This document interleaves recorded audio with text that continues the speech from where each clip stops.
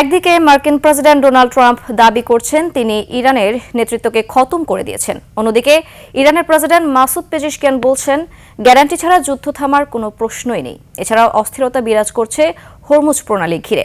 Oman থেকে Iraq সমুদ্র সীমায় আক্রান্ত হয়েছে তেলের ট্যাঙ্কার। বিস্তারিত নাইম আহমেদের ডেস্ক রিপোর্টে। কালার এক্সপার্ট ডার্ক স্যাপ এবং মাইল্ড অন হ্যান্ডস টেকনোলজি সমৃদ্ধ অরিক্স অ্যাডভান্স ডিটারজেন্ট পাউডার আপনার লন্ড্রি এক্সপার্ট। অশান্ত ওমান উপসাগর। ওমানের সালালা বন্দরে ভয়াবহ অগ্নিকাণ্ডের খবর পাওয়া গেছে। আগুন নিয়ন্ত্রণে হিমশিম খেতে হয় দমকল বাহিনীকে।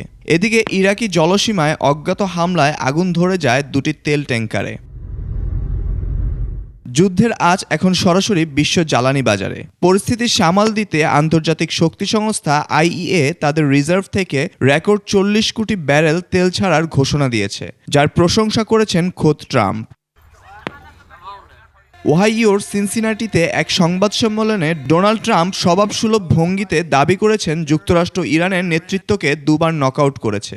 যদিও বিস্তারিত তথ্য তিনি দেননি, তবে স্পষ্ট জানিয়েছেন ইরানি নৌবাহিনী এখন ধ্বংসের মুখে। বিশেষ করে 28টি মাইন বিছানো জাহাজ গুড়িয়ে দেওয়ার দাবি করেছেন তিনি। এদিকে ইরানের প্রেসিডেন্ট মাসুদ পেজেশকিয়ান জানিয়েছেন ইরান আঞ্চলিক শান্তি চায়, তবে তার আগে তাদের ন্যায্য অধিকার স্বীকার করতে হবে। রাশিয়া ও পাকিস্তানের নেতাদের সঙ্গে আলাপকালে তিনি সরাসরি আঙুল তুলেছেন যুক্তরাষ্ট্র ও ইসরায়েলের দিকে। এছাড়াও মধ্যপ্রাচ্যের কুয়েত, কাতার, বাহরাইনে হামলা অব্যাহত রেখেছে ইসলামিক রেভলিউশনারি গার্ড আইআরজিসি। ইরানের ছোড়া মিসাইল ও ড্রোন ধ্বংসের দাবি জানিয়েছে মধ্যপ্রাচ্যের দেশগুলো।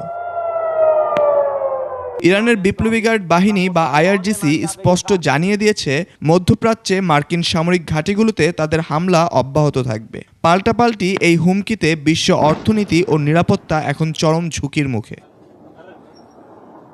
Naim Ahmed, desk report, 21 television.